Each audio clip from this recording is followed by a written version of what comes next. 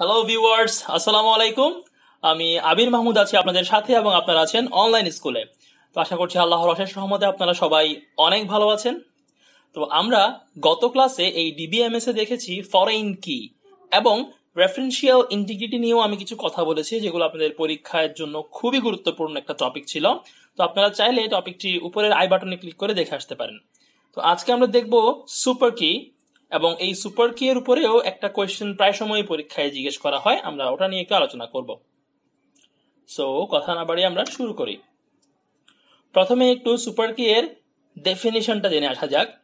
A super key is a combination of all possible attributes which can uniquely identify a record in a table. তাহলে super key কে বলা হচ্ছে একটা combination. এখন এই super key এর কনসেপ্টটা বেসিক্যালি আসে ক্যান্ডিডেট কি থেকে। আমরা ক্যান্ডিডেট কি সম্বন্ধেও পড়েছি, আপনারা চাইলে উপরের আই বাটনে ক্লিক করে সেটাও দেখে আসতে পারেন।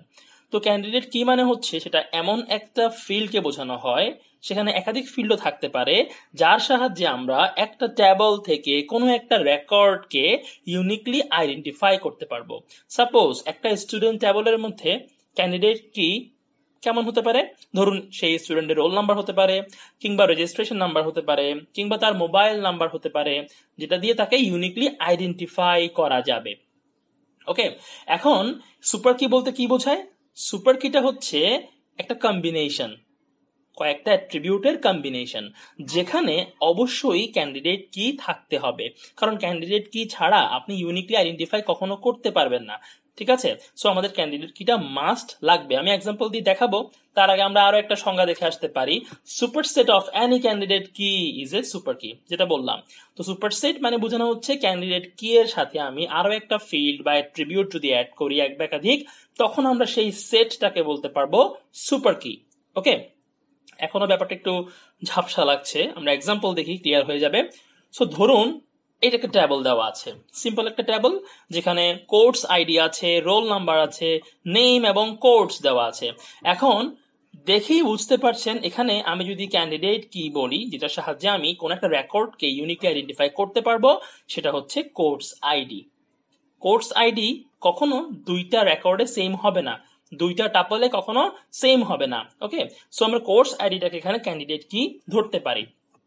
এখন তাহলে আমরা প্রথমে এটা একটু বুঝি যে আসলে রোল নাম্বারটা কেন ক্যান্ডিডেট কি হবে না, বা নেম কেন হবে না। কারণ আমি প্রথমে বললাম যে রোল নাম্বারটা দিয়ে কিন্তু দেখুন আমি এখানে করে দেখিয়েছি, রোল নাম্বার কিন্তু 1-2 বার আছে, তাহলে আপনি এখানে এটাকে ইউনিকলি আইডেন্টিফাই করতে পারবেন না। যদি বলেন রোল নাম্বার 1, তাহলে ও দাঁড়াবে, এখানে ও কেউ পাচ্ছি, আমি দুইটা রেকর্ড পাচ্ছি।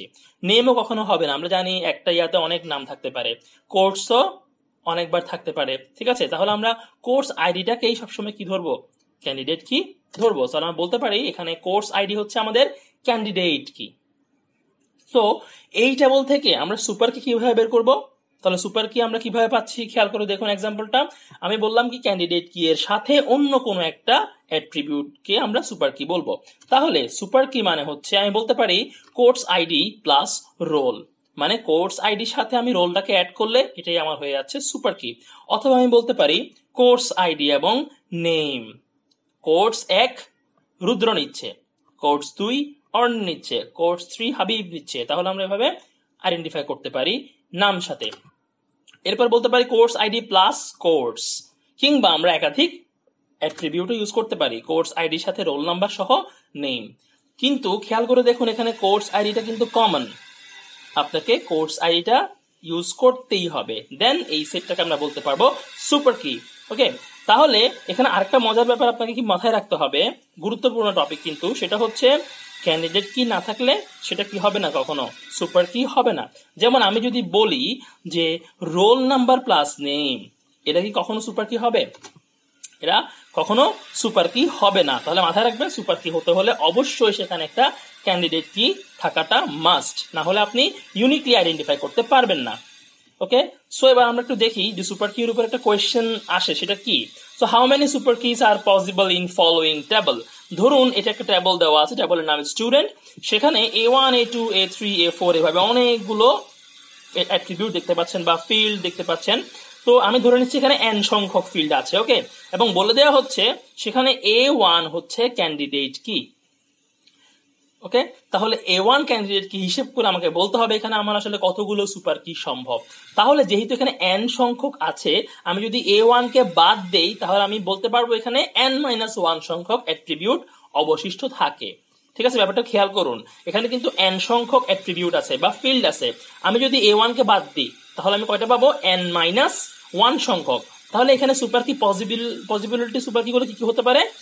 A1, A2 হতে পারে, A1, A3 হতে পারে, A1, A4 হতে পারে, A1, A5 হতে পারে। এভাবে আমাদের সুপার কি এর সেট গুলো হবে। এখন আমাকে বলছে কয়টা হবে, তাহলে সোজা কথা ধরে নিন, জাস্ট টেকনিকটা মনে রাখেন, সেটা হচ্ছে আমি A1 এর সাথে A2 কে, A1 এর সাথে A3 কে আমি এবার দুইটা করে সুপার কি সেট তৈরি করতে পারি। এবং আমি যদি A1 কে বাদ দিই আমার এখানে অ্যাট্রিবিউট থাকে n-1 সংখ্যক। সো আমার অ্যান্সার হবে 2 to the power n-1। তার মানে কতগুলো সুপার কি আমি তৈরি করতে পারবো? 2 to the power n-1 সংখ্যক সুপার কি আমার এই কোয়েশ্চেনের অ্যান্সার। ওকে, সো আশা করি যদি কোয়েশ্চেন এইভাবে আসে আপনারা এটা ইজিলি অ্যান্সার দিতে পারবেন। সো আজকের আলোচনা এই পর্যন্তই থাকলো। আমরা নেক্সট ক্লাসে নতুন কিছু শিখবো। আমার প্ল্যান আছে আমি ইআর মডেল নিয়ে কথা বলবো, ইআর ডায়াগ্রাম নিয়ে কথা বলবো, কারণ সেটা ডেটাবেজের খুবই গুরুত্বপূর্ণ একটা টপিক, যেটা আপনাকে অবশ্যই ডেটাবেজ ম্যানেজমেন্ট সিস্টেম কোর্সটা করতে গেলে কাজে লাগবে, সেটা আপনাকে শিখতেই হবে। ওকে, সো নেক্সট টপিকে সাথে আবার আপনাদের সাথে দেখা হবে।